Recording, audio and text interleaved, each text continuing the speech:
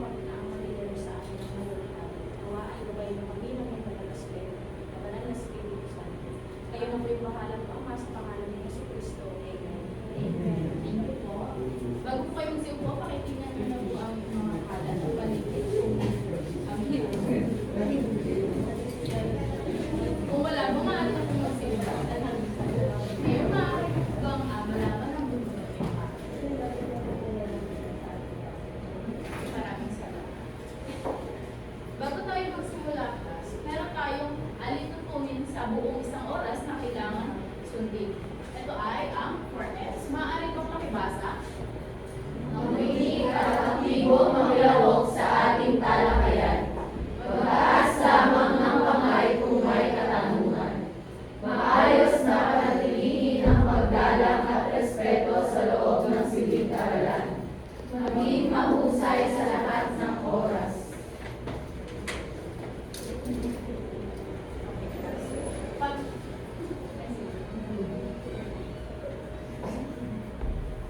Para po sa pagsimula ng ating klase ay magkakaroon tayo ng isang katanungan muna. Kilala niyo ba siya, class? Yes. Familiar ba kayo sa kanya? Yes. Sino siya? Jimmy. Si Jimmy. Saan niyo siya nakita or napapanood? Yes. Kilala siya bilang mayroon siyang kapangyarihan na makatupad ng tama.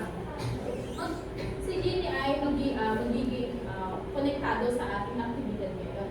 Natatawagin natin na tuklasan na ng kapalaran. Okay? Pakibasa nga po ang ating Panginoon. Hahatiin ng klase sa 4 na grupo. Ang bawat isa ay bibigyan ng maniting. Ang bawat miyembro ay magsusulat ng isang kaperasong papel ng pangarap ng prosesyon sa hinaharap. Isa-isang ihuhulog sa bote ang kaperasong papel at ikis-isin. Pagkatapos, at ibahagi kung ano ang naging resulta ng ginawang pagtuklas. Okay, class, naunawaan ba ang ating panuto? Yes. So, meron tayong 4 na magic po ngayon. Maaari po ba kayong kumuha ng mga scratch paper na maliliit?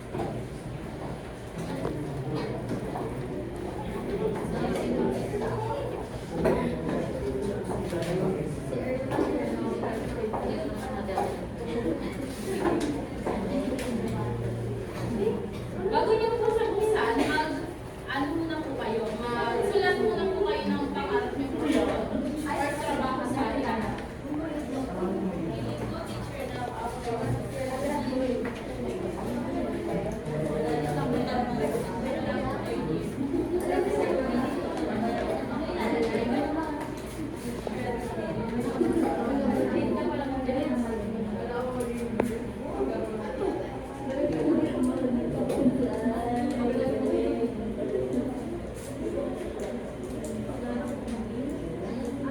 Tapos na po, isa-isa pong ihulog sa loob.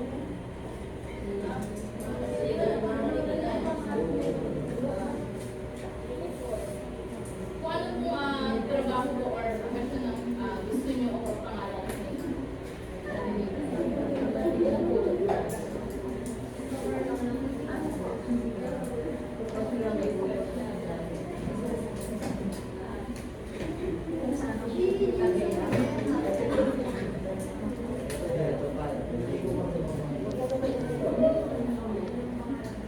Tapos na po ba?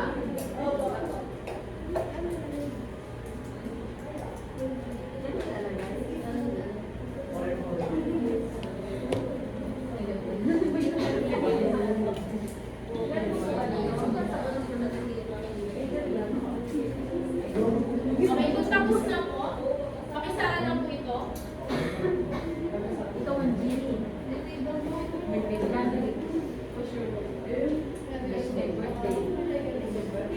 May sabi-sabi niyo pong kiskisin ang paligid. Okay, kung tapos na po, pakitanggal po yung mga nilagay niyo. Tapos meron po diyang sulat sa ilalim. Pakibasa na lang po. Sino pong nakakita na? Kayo po? Ano po ang nakakita niyo na po? Ano po ang nakalagay? Pauwi mani, ngunit wala pa akong kakayahan na pumubad ng pangarap. Nakakalas ka. Buti na lang po. Sinong nakakita na ikaw? Kahit naisip, hindi pa kaya ko pa rin.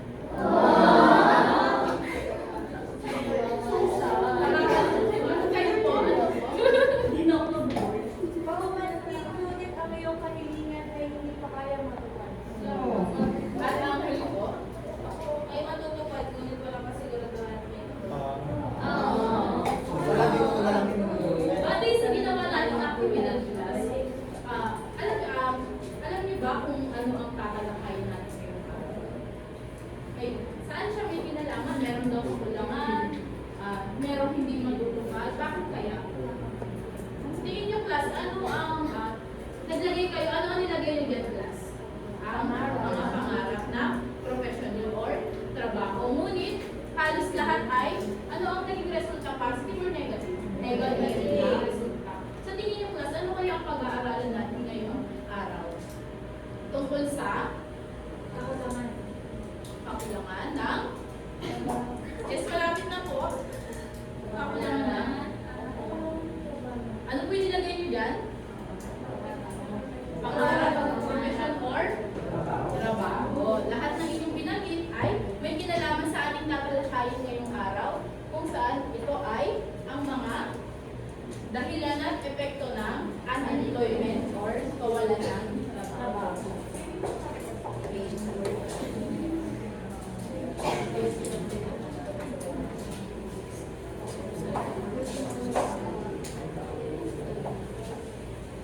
Pakibasa nga po ang layunin. Sa katutusan ng atin, ang isang tao porsyento ng mga mag-aaral ay inaasahang makakamo ng 80% na antas ng kasanayan sa mga sumusunod. Masusuri ang dahilan at epekto ng pagkakaroon ng unemployment.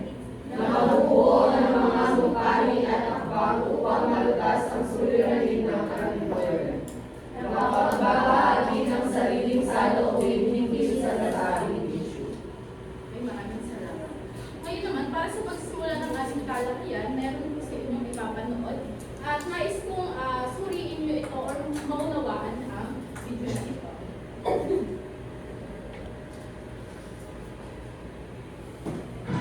Bagang dumami ang mga walang trabaho sa bansa noong Abril kumpara noong Marso ayon sa Philippine Statistics Authority. Pero 2,000 trabaho naman ang naging Maaari po kayong mag-start para tayo po sa isang kaya. Saksi si Darlene. Kulang na kulang ang kinikita ni Joseph sa 6 na oras sa pamamasada bilang delivery rider. 580 pisong kinikita niya kada araw kaya kung may pagkakataon, gusto niya ng trabaho mas mataas ang sweldo o hindi kaya ay dagdag na natin. Lumita po yung kita ko pala dati, tapos medyo mili, siyempre sobrang traffic.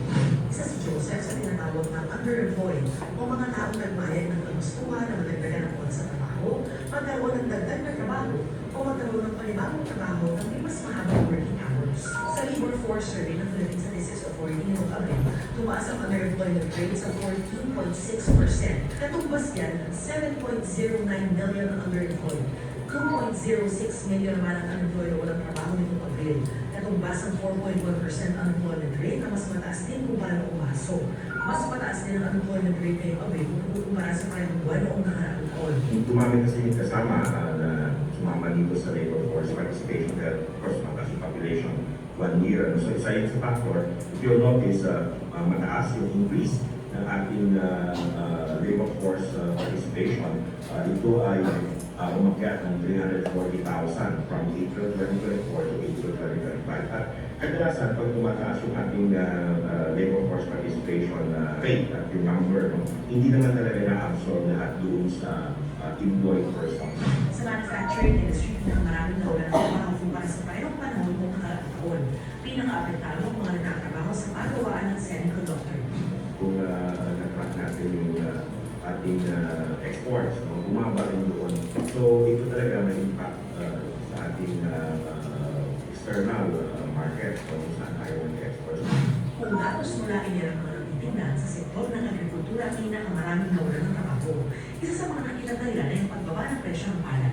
Nakita namin Noong February pa, noong March, may pagbaba na talaga sa agriculture sector, in particular yung growing of animals. Year on year, dalawa ang nakikita natin na sinasabi sa amin na factors dito. Una ay yung pag-introduce ng mga machineries, particularly sa pag-harvest, at sinasabi yung ipas sila sa construction, kaya yung mga pagtaas tayo ng construction. Ayon sa Department of Economy, Planning and Development o DepEd, sa kabila ng kahagyang pagtaas ng unemployment, on track pa rin ang Pilipinas sa target range na 4.4 to 4.7%. Patuloy na pinalalakas ang employability ng mga naghahanap ng trabaho at mga manggagawa gaya ng pagpapalakas ng technical, vocational, and livelihood track sa senior high school, government internship program para sa mga bagong graduate at skills training. Sa araw ng kalayaan, 72,000 trabaho ang ialok sa 49 na job fair site. Kasama rito ang mga trabaho sa manufacturing, retail, BPO, accommodation, service, microfinance, at iba pa. May mga trabaho ng katulad ng production operator, sales clerk, call center representative, service crew, at microfinance officer. Pinanilang lang ng buhay natin dahil magtulong sa ating online job tracking portal, ang sales job network. Sa gitna nito, pinagdedebatihan pa ng mga mambabatas kung magkano ang pinalalagang ipapasa nila sa legislative wage hike bill. Kung ang 100 pesos na naunang itinasa ng Senado o kung ang 200 pesos na itinasa ng Kamara. Kung sabi kay Presidente, kung pag-aaralan mo po sa itong wage increase dahil ito ay nakaka-affect hindi lang sa ekonomiya natin, nakatula sa investment. Sa mga nakaka-impose nila eh. So, between 200 to 100 still very big. Mahihirapan yung mga negosyante.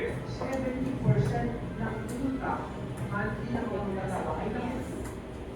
Batay sa inyong napanood o nasuri, ano ang pagkakaunawa niyo sa video inyong napanood? Tungkol saan siya? Ano ang mga sinabi sa inyo? Maaari bang may mag-volunteer?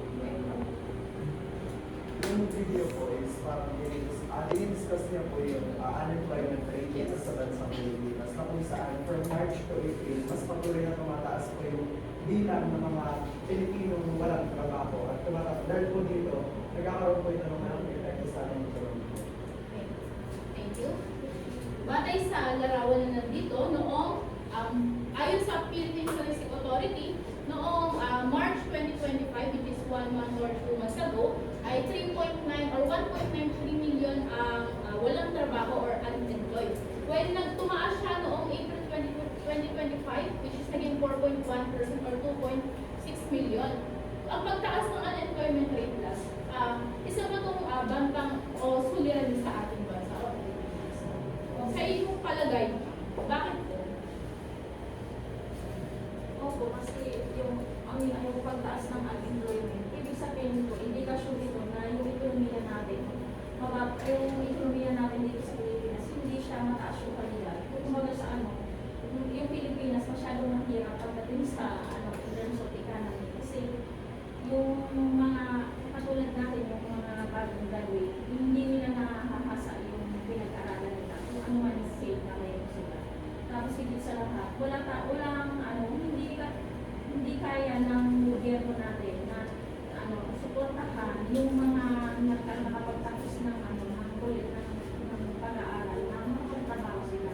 It means na pag maraming unemployed, maraming magugutom, maraming laganap ang kahirapan at higit sa lahat, yung ekonomiya natin is mababa. Okay, maraming salamat.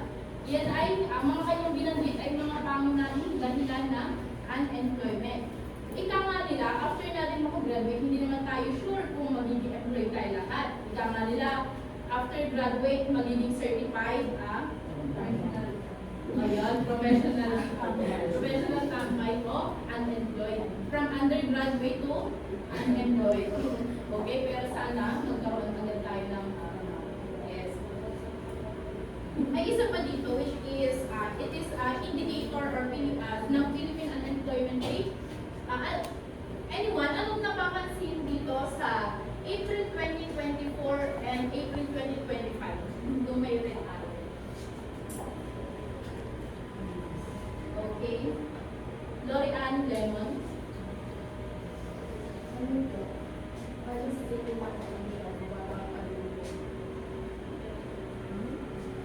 Okay. Mababa? Oh, okay. So, mas mababa ang April 2024 na unemployment rate. Dito,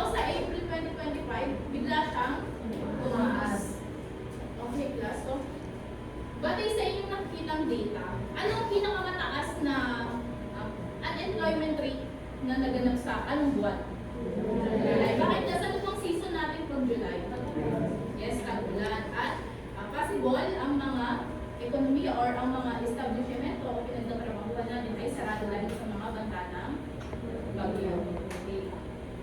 Kung tayo ay iniisip natin plus na ika nga nila baka maging unemployed tayo, ano ang epekto nito sa mental health ng isang tao? May kakayanan naman, nakapagtapos, nakagraduate, nakakuha ng degree, ngunit hindi makakuha ng sapat na trabaho. Yes? Dito po nagsisimula yung mental health issues na kung saan makakaramdam po tayo ng pressure. Hindi Yes. lang po tayo directly na i-pressure ng mga magulang natin, pero sa sarili po natin nakakaramdam tayo ng pressure. Tayo kasi nga po, graduate ako pero hindi pa rin ako makapagtrabaho. Kaya kung meron po silang tinatawag na kapag after graduate, back to zero po. Parang after mong mangarap na makapagtapos, mangarap ka na makapagtrabaho. So, sa ganung paraan po, nagkakaroon po ng mental health problems yung mga bago natin graduate. Sa gusto nilang yung trabaho, parang na-apektuhan na rin po yung kalagayan nila, yung mental health. Tama sir, no? Dahil sa iyong sinabi, parang ito ay tinatawag natin na parang identity crisis or parang tinatanong ni sarili mo saan ka nagmula. So, okay. Ito ang mga possible. Sabi nga sa isang balita, no? Sa study nila, 80% of people with mental illness ay mga jobless dahil wala silang mga trabaho. Yung mga ibang tao nga halos karamihan, kapag daw wala silang trabaho, parang silang mas lalong na hihina, okay? Nagkakaroon sila ng mental effects, stress, depression. Ayon ito sa World Health Organization. Para mas mapalawak pa ang ating kaalaman, magkakaroon tayo okay. Magkakaroon tayo ng isang aktibidad na tatawaging working out. Okay. Pakibasa nga, sir. Workout. Pagrupo, hatiin ang klase sa 4 na grupo. Ang bawat grupo ay makakatanggap ng envelope na nagdalaman ng iba't ibang impormasyon detalye. Kailangan sulitin at i-interpret ang bawat grupo. Ang nilalaman na envelope at sagutin ang mga gabay na tanong. Pumili ng isa hanggang 2 miyembro mula sa grupo at na magpapaliwanag na kayo na output sa harap ng klase. Kung ano po yung nakalagay dyan, yun yung group niya, yung kung anong number. Ang hati is this type of ay po ay the rest po. Ay, sila. So kayo na lang. Kasama ka sa kanila. Tapos kayo po.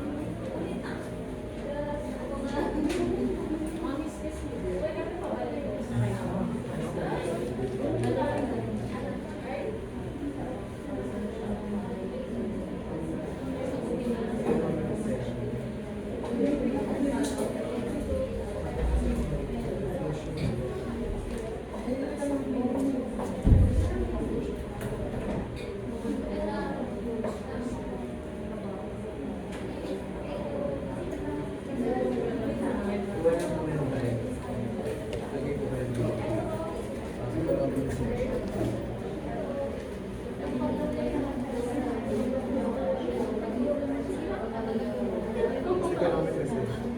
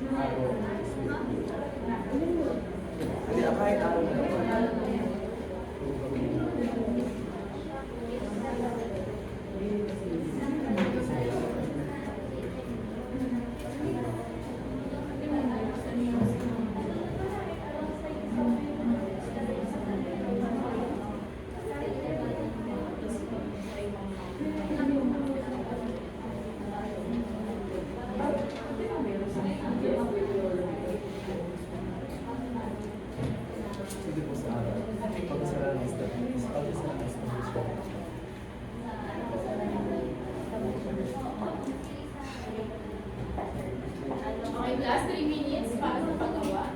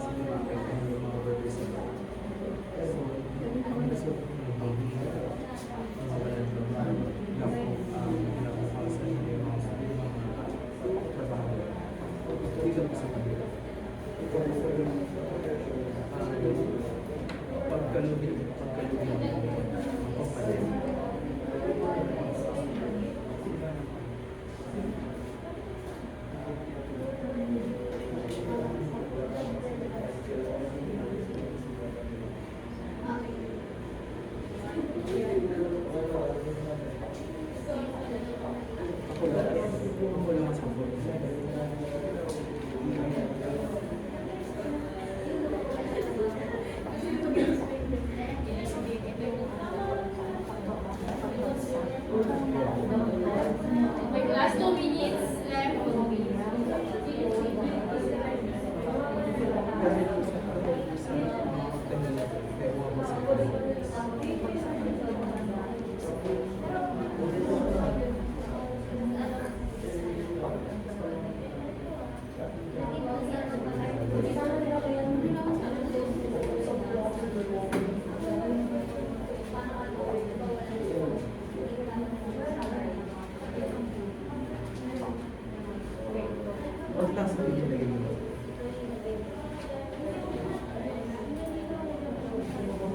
One minute more. 1 minute left.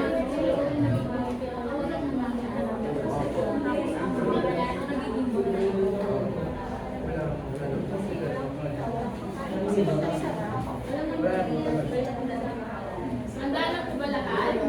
30 seconds na lang po.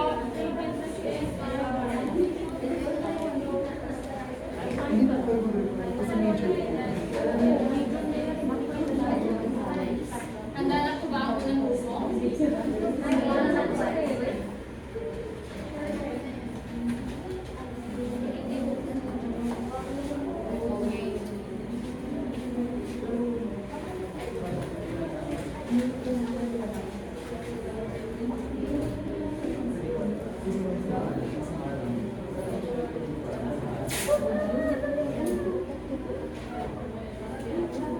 Last final po, may mag-present na sa harap.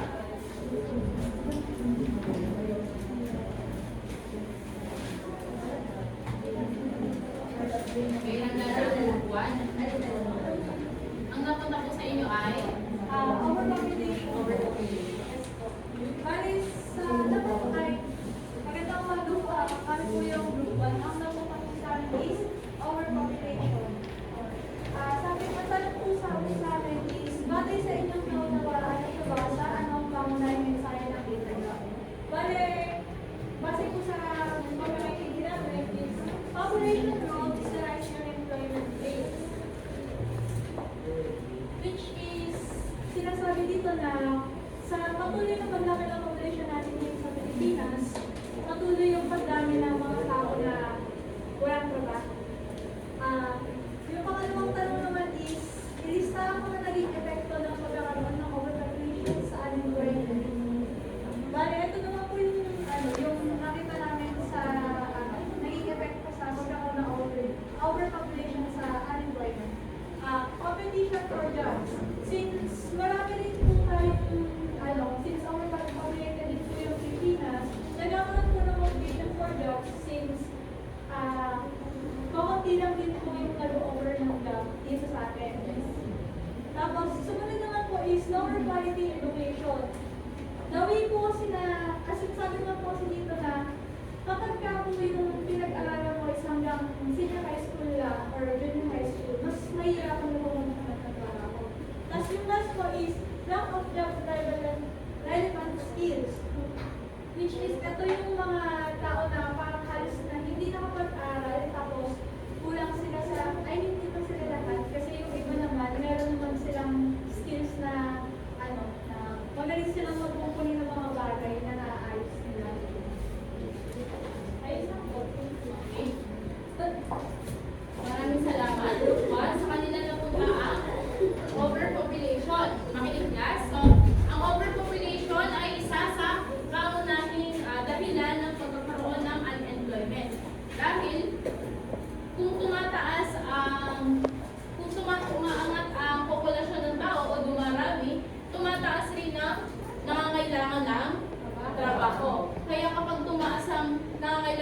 trabaho, umuunti ang oportunidad para sa lahat. Okay, palakpakan natin ang group 1 para sa kanila. Handa na ba ang ikalawang grupo? Sino po grupo?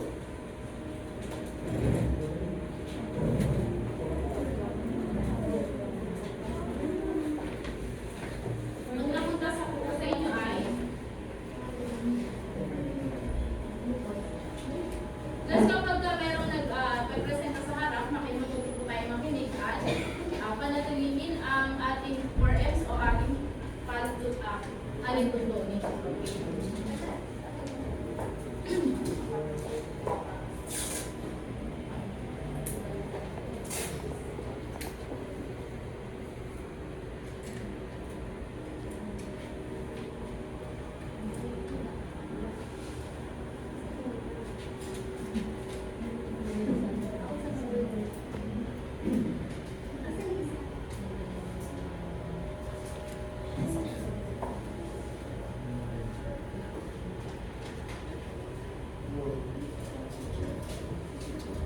Magandang umaga po. Ang napunta po sa akin ay technology advancement.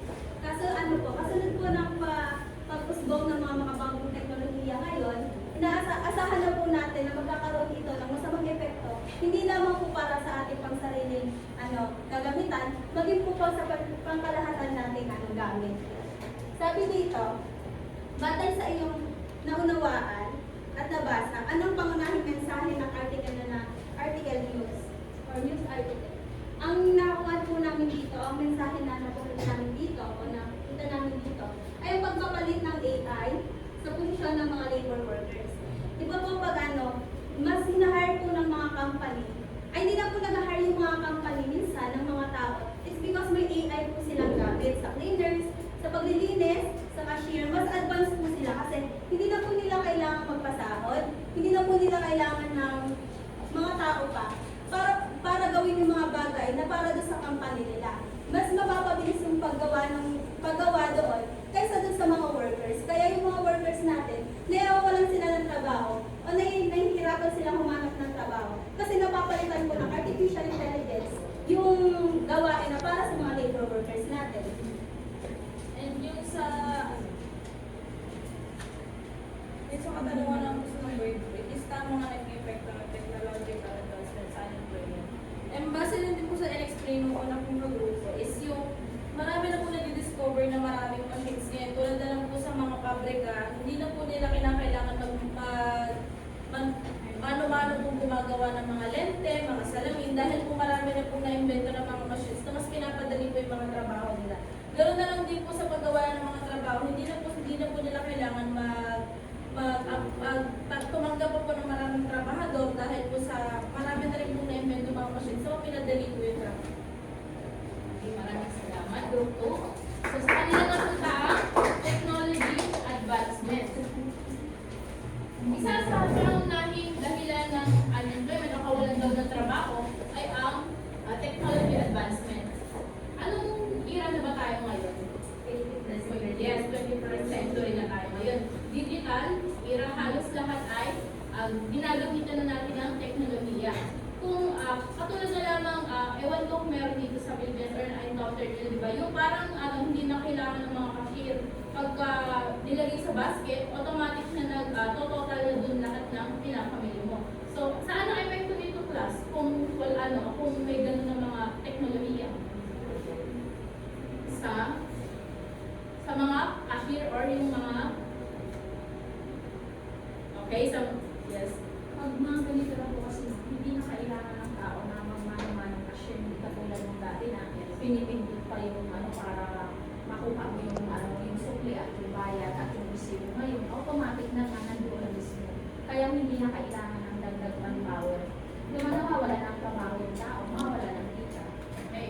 Ang technology advancements ay merong malaking magandang epekto at hindi magandang epekto, which is ang magandang epekto niya ay napapadali ang trabaho ng karamihan, ngunit napakaunti nito ang mga taong nagtatrabaho tulad na lamang sa cashier sa Amerika, sa US, parang halos lahat na ng supermarket ay puro technology na. So nawawala sa gas station.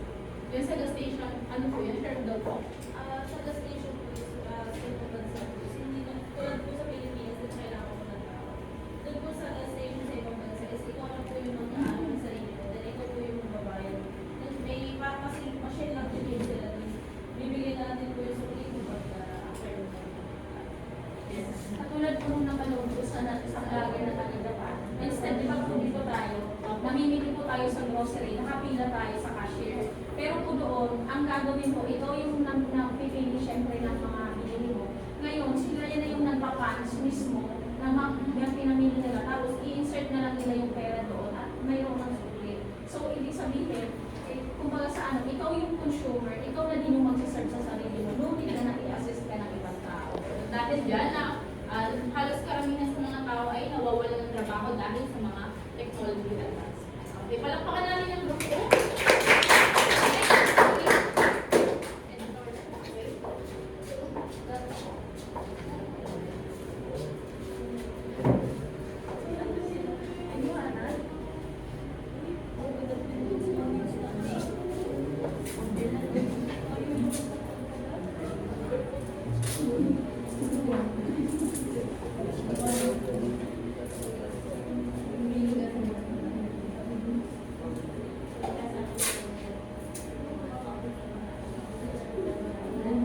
So, magandang umaga po thank you so much. Magandang umaga po sa bawat isa sa atin, lalo-lalo sa ating guro. So, yung napunta po sa amin ay ang economic recession o yung paghina ng ekonomiya. So, dito po, inilagay po namin, salamat sir sa grupo po. Dito, inilagay namin yung epekto ng economic recession. So, ano ba ang economic recession? So, dahil po nagkakaroon ng paghina sa ekonomiya, nagkakaroon po ng pagsasara ng establishmento, pagkalugi ng kumpanya, pagtaas ng bilihin, at kakulangan sa oportunidad. Ano yung nagiging bunga nito ng paghina ng ekonomiya? So unang-una, pag basta umina yung ekonomiya ng ating lugar o ng ating bansa, nagkakaroon po ng tinatawag na kawalan ng trabaho o unemployment. Kasi dahil sa maraming establishmento yung nagsasara, nalulugi, yung mga tao is nawawalan sila ng oportunidad na papasukan o nawawalan sila ng opportunity na magtrabaho sa isang kumpanya. Pagkatapos, sabi nga, yung pagtaas din ng bilihin, isa din itong epekto kung bakit nanghihina yung ating ekonomiya. Nararamdaman natin siya, no? Kasi once na mataas ang bilihin, yung halaga ng pera natin is kukunti na lang yung bumababa yung halaga niya, kunti na lang yung nabibili natin. Kung walang trabaho yung tao, ano pa yung magiging panustos nila sa kanilang mga pangangailangan? In short, maraming nagugutom, walang makain, at higit sa lahat, maraming mga tao ngayon yung parang nawawalan sila ng pag-asa sa buhay na paano sila kikita o paano sila tatayo sa kanilang sariling mga paa kung wala silang mga sapat na itutusto sa pangangailangan, lalo-lalo sa yung mga tao mayroong pamilya. So sabi niya, yun nga, anong ipinapakita ng editorial na ito yung economic recession. Batay sa iyong pagsusuri sa larawan at paliwanag, ano ang maaari ituring na epekto ng economic recession? So ito yung editorial niya. Yung magiging bunga niya, walang kita, walang makain, at higit sa lahat, walang trabaho. In short, maraming nagugutom sa Pilipinas. Yun lang. Wala pa ka lang na. Kailan natin huling naranasan yung matinding pagbagsak ng ekonomiya, class? Pandemic, which is year 2020, 2019, yes, 2020. At ngayon lang tayo halos nakaka-recover at nagbabak normal, no? Dahil sa economic recession kasi, ang ekonomiya, ang pagbagsak ng ekonomiya. Sa ekonomiya ba, sino ang bumubuo, class? Ay, ang mamamayan. Okay. Kung wala ang mamamayan or walang nagtatrabaho para dito, bumabagsak ang ekonomiya. Okay, kaya tinatawag natin itong economic recession. Okay. Dumako po tayo sa panghuling grupo.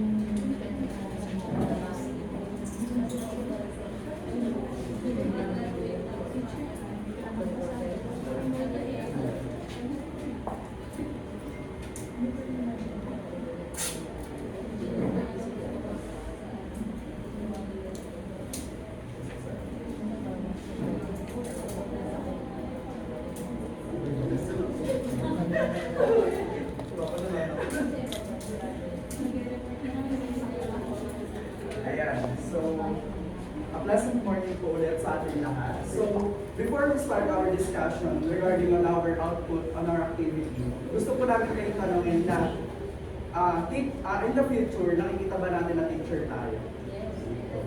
Nakikita po ba natin na nasa isang classroom tayo, nagtuturo, hawak ang lesson plan, at sobrang daming paperworks? So, yung ganung tanong po ay may kinalaman sa i-discuss po ng grupo namin, which is the job mismatch. Base sa makikita natin sa comics na pinabasa sa amin at pinabasa natin ngayon, ang job mismatch ay tumutukoy siya sa pagkakaroon ng trabaho na hindi align sa profession natin. At ang mensahe na nakuha namin doon ay yung kahalagaan ng pagkakaroon ng career orientation para sa nakararanas o dumaraan sa job mismatch. Bakit? Dahil upang mas maging aware or knowledgeable yung bawat isa, yung bawat individual, kung ano nga ba yung mga experiences or ano yung mga kailangan para sa profession na kukuhanin natin at kung ano yung mga expectation dito. Ayan. So, katulad ng sinabi ni Ma'am Dorothy na ang comics ay isang art na kung saan merong mensaheng nakatago. So, ginagamit yung comics para nagiging way din to para makapulot tayo ng mga mensahe at aral. So, sa sinabi ni Ms. Dorothy na job mismatch, ito nga po yung pagkakaroon ng hindi related na trabaho sa tinapos nating profesyon. So, sa pangalawang tanong naman, ano ang mga epekto ng pagkakaroon ng job mismatch sa konsepto ng unemployment? So, kung makikita nyo, imagine natin na ito ay dalawang pinto. Sa dalawang pinto na ito, ang unang pinto ay profession na sinasabi. Yung isa naman is job. So tayo as college graduate, nahaharap tayo sa dalawang pinto. Kung pipiliin ba natin yung profession na kinuha talaga natin o yung trabaho hindi naman related sa kinuha natin. For example nga, katulad sa comics, graduate siya ng BS Criminology. Pero napunta siya sa pagiging call center. So ganun yung konsepto ng job mismatch. And ang epekto ng pagkakaroon nito, syempre, nakaharap tayo sa pipiliin ko ba yung pride ko o kukunin ko tong trabaho na to para for the sake lang na magkaroon ako ng income, magkaroon na ako ng financial stability. So katulad nga nung gumraduate tayo ng senior high school, meron tayong tinatawag na 4E, which is the entrepreneurship. Kung gusto natin 4E o yung apat na pintong tatangakin natin, pwede natin tangakin after our graduation. 4E, entrepreneurship, exit, education, and experience. So yung apat na ina yun, hindi siya malayo sa konsepto ng job mismatch pagtapos natin gumraduate. So nasa sa atin yung desisyon kung ipapatuloy ba natin yung profession na kinuha natin. Kasi kung ipapatuloy natin yung profession na kinuha natin or kukuha tayo ng unrelated job na hindi naman kabawasan sa atin bilang tao. Pero syempre, nandun pa rin yung konsepto ng unemployment kung ipo-pursue natin siya or not. So yun lang po yung output ng aming grupo. Maraming salamat.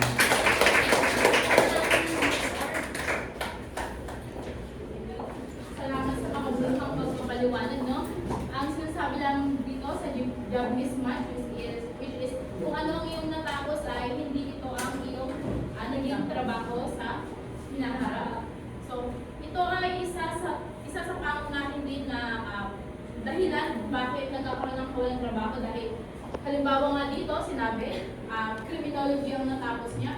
What if maswerte pa to kasi nakapag-call center siya? What if yung criminology nun lang siya nakapokus sa criminology, di ba? Sa pagtatapos niya na yun. So parang nawalan siya ng oportunidad o ng chance para magkaroon ulit ng trabaho kaya nagkakaroon ng kawalan ng trabaho. Okay.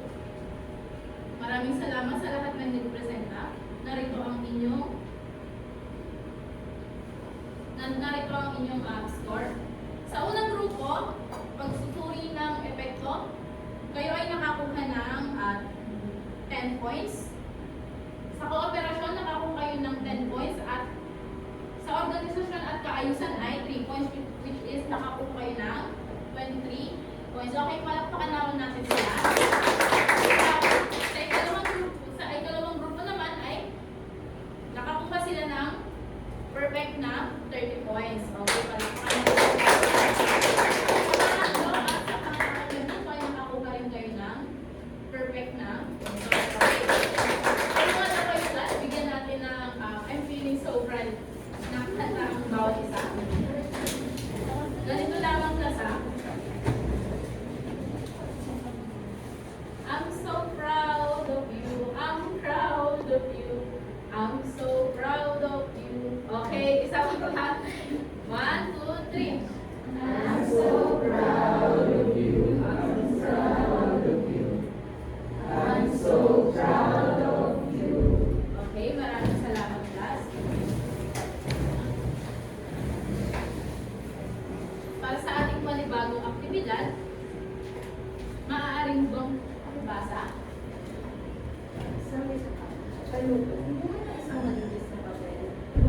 mag-usap tungkol sa unemployment, bakit sa inyo natutunan mula sa naging talakayan? Ang inyong sagot ay dapat inubuo ng 2 hanggang 3 pangusap lang. Pagkatapos, ipili ang guro ng ilang pag-aaral upang magbahagi ng kanilang sagot sa ating class. Okay, class, para sa ating tungkol dito sa ating tinalakay. Ano nga ulit yung tinalakay natin na 4 na isa sa dahilan ng unemployment? Una ang overpopulation, technology advancement, economic recession, and ang government. Okay, naunawaan ba ang panuto, class? Yes. Isa o dalawang pangungusap lamang kung ano ang pinakatumatak or ano natutunan nyo sa ating tinalakay ganito.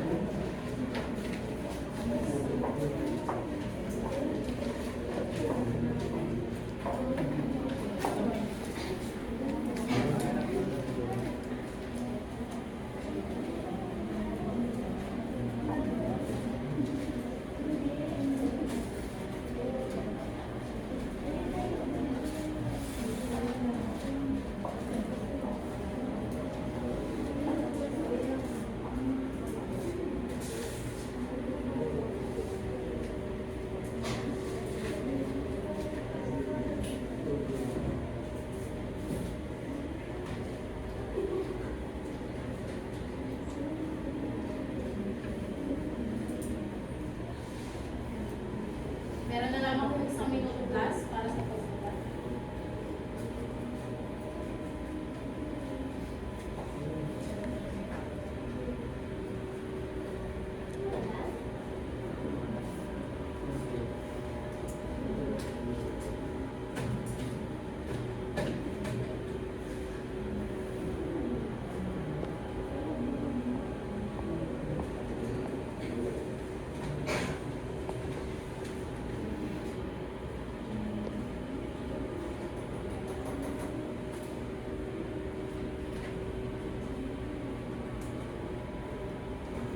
Okay, 30 seconds.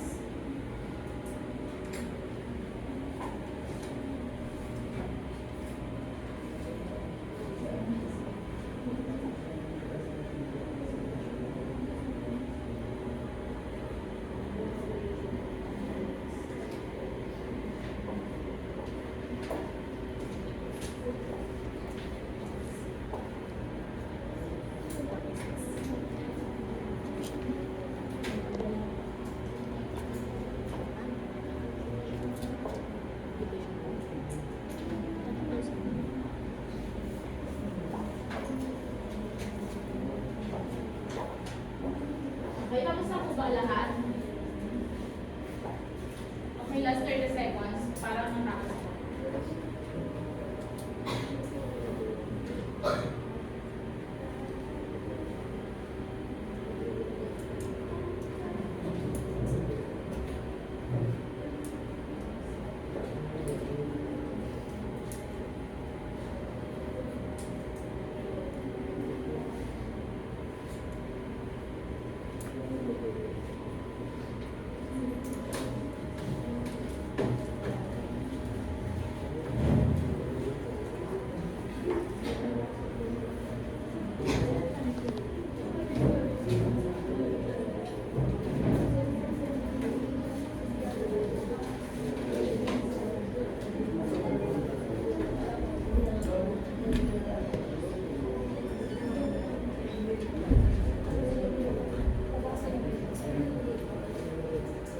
Tapos na po ba si Dolan Mesiles Joy?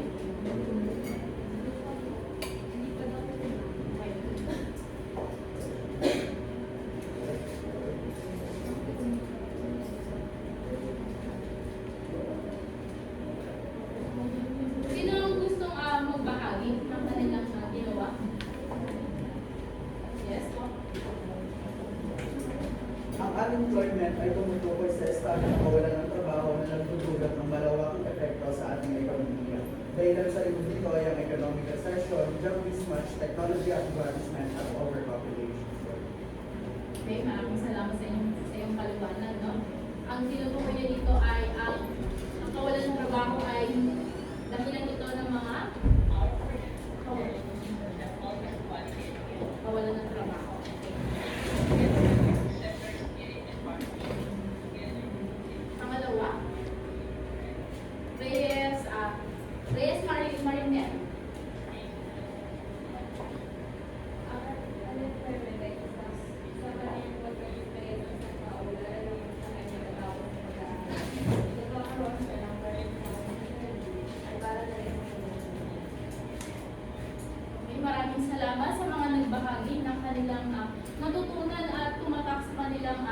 mula sa ating tinalakay na mga dahilan at epekto ng amendment.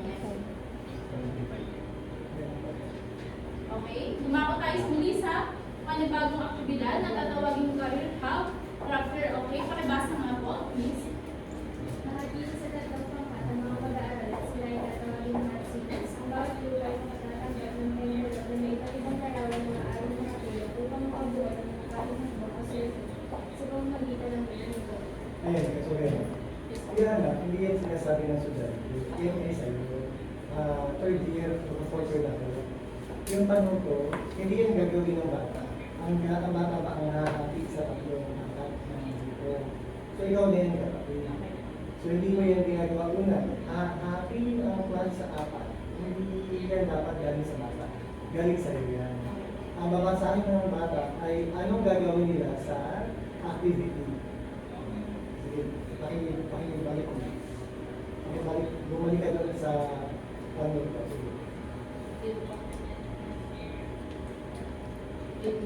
Go.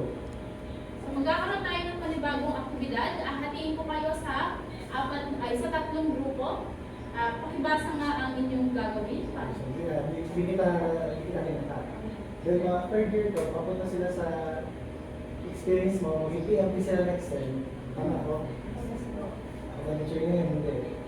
Pag may ganito, ngayon magkakaroon tayo ng bagong, ngayon nakakaroon ulit tayo ng panibagong gawain. At kailangan ganito, makibasa nyo mga saray-saray. Ganyan siguro. Tapos ano objective nito? Anong may target niya dyan? Kayo ay dapat ang teacher ay objective-oriented. Alin sa mga Nakapupuan ng mga ayan, buka. Sample, hindi ka ano lang ha, para di maunawaan ng mga ito kasi mag-third year sila, mag-PMP sila, kaya ganyan ang pagtuturo. Buka na. So upang magkaroon tayo ng konkretong aplikasyon na nalutugan nyo ngayong araw na ito, magkaroon tayo ng panibagong gawain. Kailangan ko ito, makibasa ng mga kapatid. Career Hub Capture. Ito ay kalayong pagulan ang ating pangatlong o pangalawang layunin para kayo ay makabuo ng mga mungkabe at akbang upang mailas ang suliranin ng ating employment. Ngayon, hahatingin ko ang grupo sa tatlo at tatawagin ng mga mag-aaral at tatlong bangkat at tatawagin mo at sila ay tatawagin natin path seekers. Ang bawat grupo ay makatanggap ng makakatanggap. Kasi makakatanggap. Tama mali? Mali, dapat makakatanggap. Kasi ang unang pantig ay ta. Alam mo rin nakatanggap. Kasi mga Filipino medyo yan ako. Ingat. Tama ako? Makatatanggap ng envelope na may iba't ibang larawan na maaaring makatulog upang makabuo na mungkahin at bagong solusyon kung mahirap ang maikling roleplay. Ganun. Naintindihan nyo? So yung bawat gawain ninyo, kayong mga papunta sa PMP, ang bawat gawain na gagawin ng mga bata, lagi mo siyang ilinigit dito. Kaya sabi mo kanina, itong mga ito, ang iyong layunin. So, alin ang ina-address niya dito? Ito lang, para kita mo na go direct tayo dito. Ang ginagawa niyo yan ay lahat ito nakakaw dito. Dahil may curriculum, alignment na tinatawag. Clear? yes po. Hindi mo malabag sa lesson plan mo na hahatiin ang grupo sa tapo mo. Kasi ganun ang ginagawa na SS. Nakita ko yun. Pakibasa mo nga ang ano to, hahatiin ang bangkat tatlo. Eh, paano mo ibig sabihin, hindi nang gagawin mo bilang estudyante? Ako ba din estudyante ang hahati sa tatlo sa klase? Hindi. So, hatiin mo kayo sa tatlo class at bibigyan mo kayo ng mga gamit. Okay? Pag bago kayo mabangkat, ito yung mga gagawin nyo, makipasa ko nga. Number 1, babasahin na ang mga mag-aaral ang gano'n. Ito tama yun, kasi yun mismo ang gagawin nila sa pangkatang gawain. Clear? Maayos naman siya ito, no? Nakikita kayo sa video na yung para sa akin ay i-evaluate hanggang next week. Lahat ng mga nag-video, next week, Tutuan ko kayo para makagaling kayo bago mag-July. Okay? Wala ko nakita. Hindi masama. Maganda ka ngayon. Sa araw-araw. Okay, tuloy. Kahit sa hapon na ngayon ako available. Hindi. Hindi na. Hindi na. Basta makatanggap ko ng kawan. Bago kayo magsimula class, meron tayong rubrics or pamantayan na dapat meron tayong pamantayan sa inyong paggawa na dapat ninyong alalahanin. Okay? Sasandali na. Ito mga nag-PM sa akin to. Nag-AI na sa akin to. Pansinin nyo, anong pwede improve sa kanya ng rubric? Babagsak ako kayo pag hindi yung sagot yan. Yes.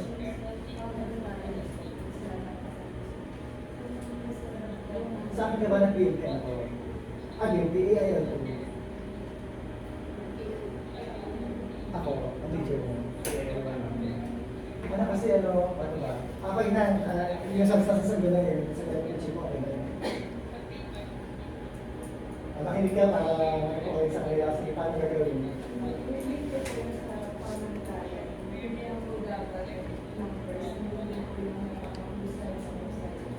Nakapaya naman mga third year, sa inyo, kung nagkatama sa inyo. Ito kapatid, ito, dalawa to, quality and quality. Ay, ibig sabihin natin, nagpatakanan ka napakahusay. Mahusay. Ano pa ang dapat improve? Hindi tayo nagagawa ng tatlong.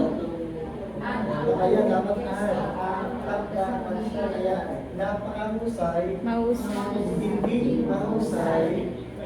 Mahusay. Maagyang pahusay. Apat siya. Isa tayo ng tatlo. Ano pa? Yung kayo nakita? Pagpupuntos. Yung ano ito? Ito, saka ito. Yung number. Tama? Hindi po. Hindi kasi. 10-5. 10-7. 10-7. Dapat isa po kayo makakapit. Dapat, isip ko kayo. Hindi masagot yan. 10-7. Oo. Ano even number?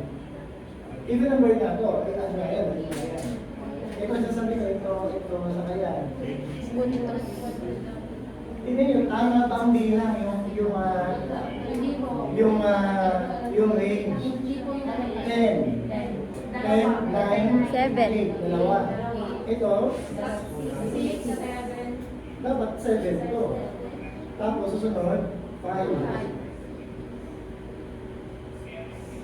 Ano pa? Ito. Ayan, tama ba yan? Isa lang. Sa tiyat na alaman. Isa lang. Hindi pwedeng kasamahin yung dalawa sa isang taon. Yung isa piya, sa kanya naman magkaiba. Paano kung tama sa piya, ganyan niya naman? Ay. Pagkitaan. Okay ka na, ipasa mo na lang ako ang isa para tapos. Hindi okay na tapos na kasi pagkailangan na yan. Pagkailangan, okay na yan. Ayaw Malagay makita. mismo.